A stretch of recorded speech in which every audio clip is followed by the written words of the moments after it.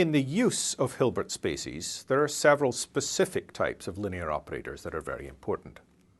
Over the next few sections, we're going to look at these. Shortly, we will introduce the identity operator.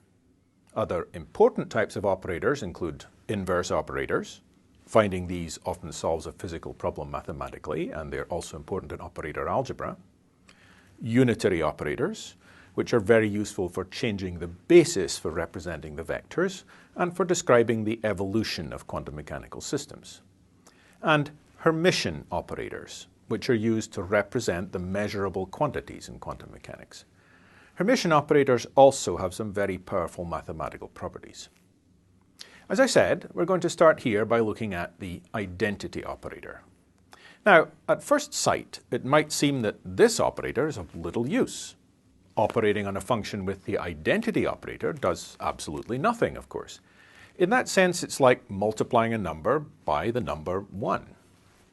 However, the identity operator turns out to be very useful for some algebraic manipulations and for performing various specific kinds of proofs. So let's see how we construct it and how it works. The identity operator, which we typically write with a letter I with a hat on top of it, is the operator that, when it operates on some vector or function, leaves it unchanged. In matrix form, the identity operator could be written as follows, with 1s all the way down the diagonal and 0s everywhere else. In bracket form, we're going to propose here that this identity operator can be written in the following form. The identity operator is equal to the sum over I of the ket vector psi I times the bra vector psi I, the same I, same index in both of them. And these psi I form a complete basis for the space. That's actually mathematically very important. This summation here must be over a complete basis set. So let's prove that. We're going to take an arbitrary function f and expand it as usual with expansion coefficients. And we know what any given expansion coefficient is. If we want to find the expansion coefficient Cm, we take the inner product of the bra vector psi m with the function as a ket vector. So if we make that substitution, we can rewrite the expansion of f in this form with these as the expansion coefficients. Now, with our proposed form, then I operating on f, of course that's just all of this operating on f, but this entity here is just a number. That's an inner product. So we can move it about in the product. Hence, we can rewrite this, moving this in front of the psi I. So we've now got it here in front of the psi I ket vector. And hence, using this fact that we already know that the vector f is this expression, this looks the same as the expression we've got here. So therefore, we've just proved that I operating on f gives us f. And f was completely arbitrary. So now we've completed our proof. We've actually proved that this form that we had here for the identity operator is in fact correct, because I operating on any function f just gives us f.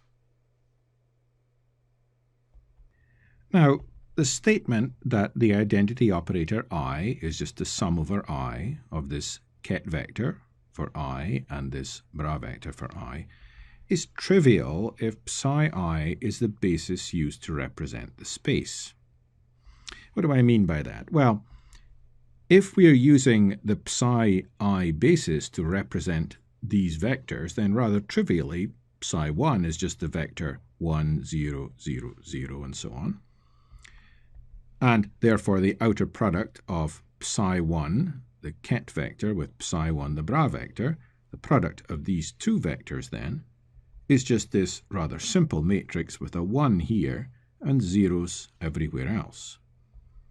Similarly, if we look at the second vector here, it would give an outer product that looks just like this, with a 1 here and zeros everywhere else, and the third one would have a 1 here and zeros everywhere else. And so rather obviously, this construction here just gives us this matrix with 1 down the diagonals. And that's what we knew we wanted. So that's not a surprise. But if we are talking about this same operator here, and the basis we're using to write down these vectors is not itself this basis set, then some specific psi I is not a vector with just the ith element being 1 and all the other elements being 0. In fact, in general, this matrix that we would get by taking the outer product of psi I with itself, in general is a matrix that possibly has all of its elements non-zero. But nonetheless, the sum of all of these matrices here still gives us the identity matrix. That's part of the power of this particular proof that we've just done.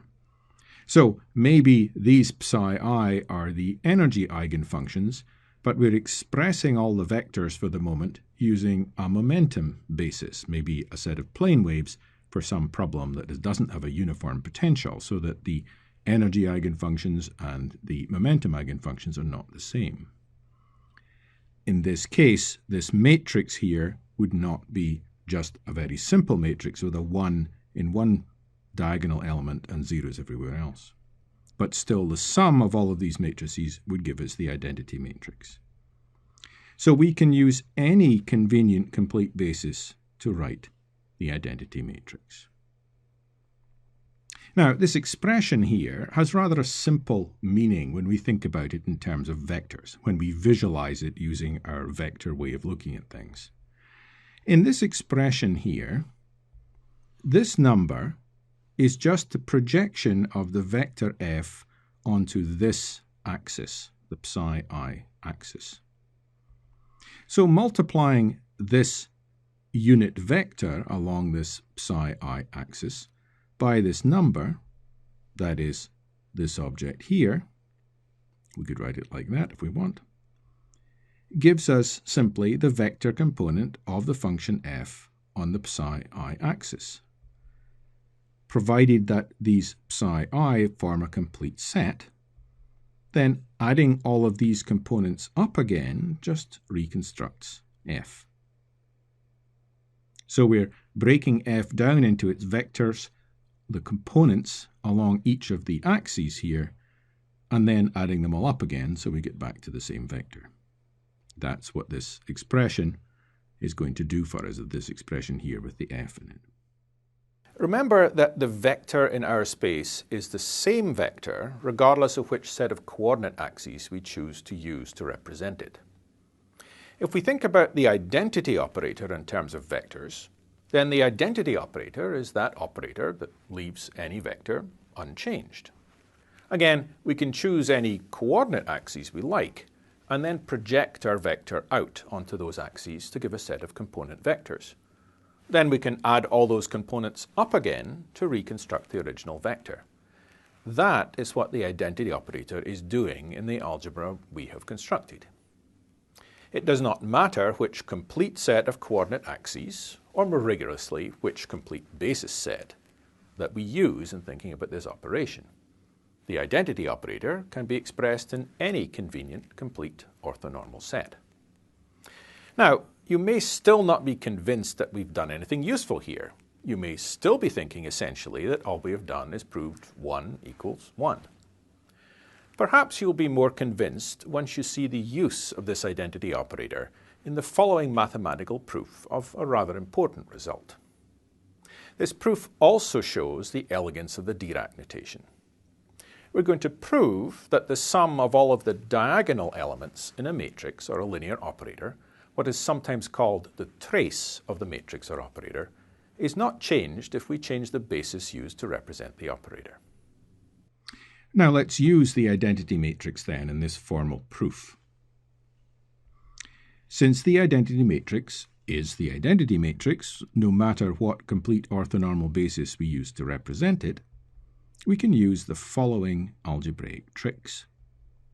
First, in some proof, we're going to be able simply to insert the identity matrix in some basis that we like into an expression, because it doesn't do anything. Then we can rearrange the expression and find another identity matrix buried in there, and we can take out that result. And quite often, this is a very useful trick to do and enables us to conclude all sorts of interesting things. So let's look at the proof that the trace of an operator is independent of the basis. Consider this sum, S, of all of the diagonal elements of an operator A. And we're going to be writing the operator A on some complete basis here, psi I, an orthonormal basis. So here is what the sum of the diagonal elements are. We remember that these were the expressions for the elements of an operator as a matrix, and in this case we're looking at the diagonal ones, which are the ones which have the same index for the rows and the columns. So the sum of all the diagonal elements of the matrix is the sum over I of all of these elements, which are the diagonal elements, because I is the same here on both sides. Now, suppose that we have some other complete orthonormal basis that we could use. So maybe this was the energy eigenbasis, and maybe this is the momentum eigenbasis, for example.